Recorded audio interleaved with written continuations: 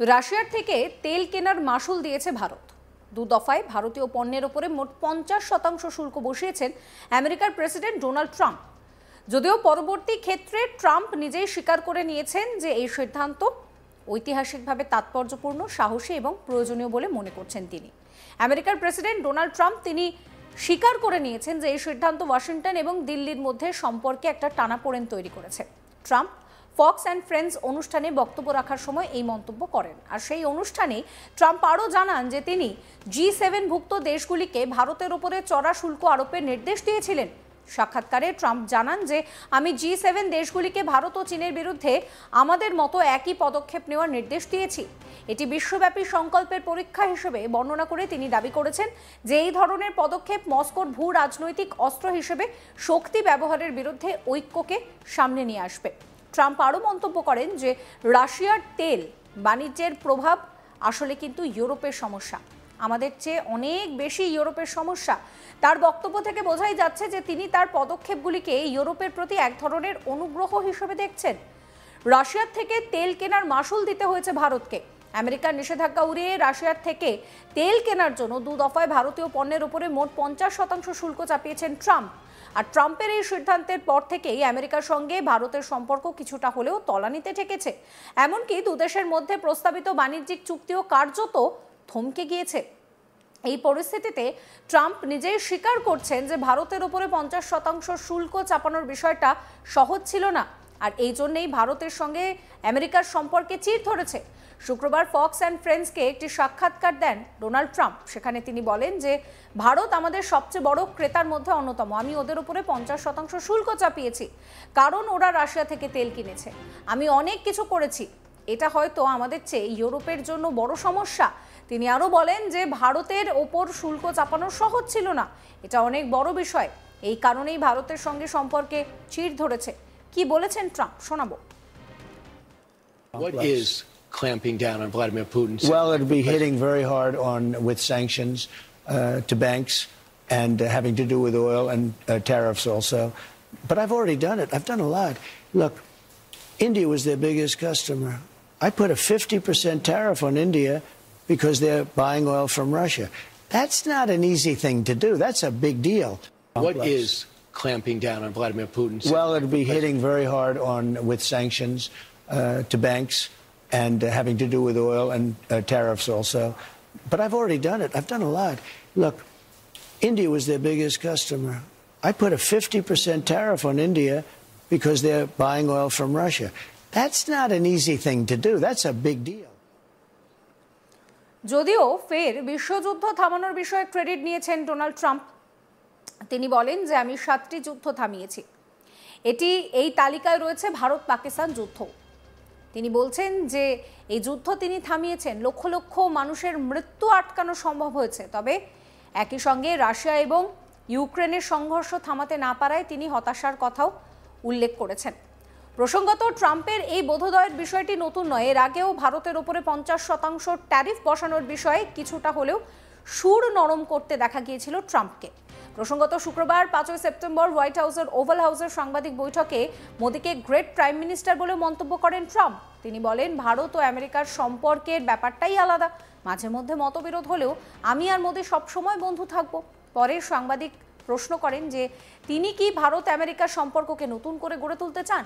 জবাবে ট্রাম্প বলেন যে আমি নিজেই তো মোদির সঙ্গে সবসময় বন্ধুত্ব রাখবো, উনি দারুণ প্রধানমন্ত্রী। তবে সত্যি বলতে কি উনি এই মুহূর্তে যেটা করছেন সেটা আমার ভালো লাগছে না, কিন্তু ভারত আমেরিকার সম্পর্ক স্পেশাল, এ নিয়ে চিন্তার কিছু নেই, মাঝে মধ্যে এরকম হতেই পারে। সাংবাদিক বৈঠকে তাকে প্রশ্ন করা হয় যে চীনের কাছে কি তাহলে আমেরিকা হেরে যাচ্ছে। জবাবে ট্রাম্প বলছে যে না, ঠিক সেরকমটা নয়, তবে ভারত যেভাবে রাশিয়া থেকে তেল কিনছে এই ব্যাপারটাই আমি হতাশ। আমি এই বিষয়ে খোলাখুলি জানিয়েও দিয়েছি। আমরা ভারতের ওপরে মোটা অঙ্কের শুল্ক চাপিয়েছি, 50% শুল্ক, খুবই মোটা অঙ্কের শুল্ক। তবে একই সঙ্গে ভারতের প্রধানমন্ত্রী নরেন্দ্র মোদীর সঙ্গে তার ব্যক্তিগত সম্পর্ক যে ভালো সেই কথাও মনে করিয়ে দেন ট্রাম্প। তিনি বলেন যে মোদীর সঙ্গে আমার সম্পর্ক খুবই ভালো, আপনারাও জানেন উনি দুর্দান্ত একজন মানুষ। এই তো কয়েক মাস আগে এখানে এসেছিলেন, আমরা রোজ গার্ডেনে গিয়ে সাংবাদিক বৈঠকও করেছিলাম। শোনাবো আপনাদের ট্রাম্পের সেই কথা।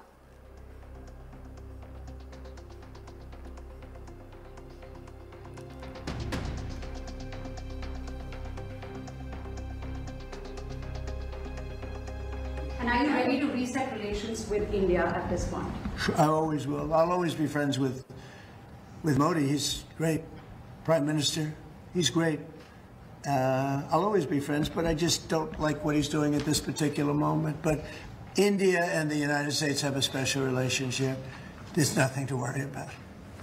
We just have moments on occasion.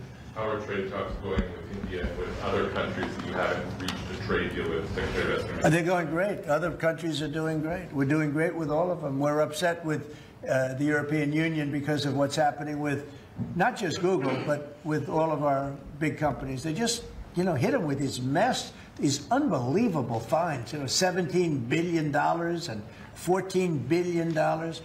And they use that money to run Europe. It's almost become like common. It's almost become a yearly occurrence, like it's a tax. So it's very unfair.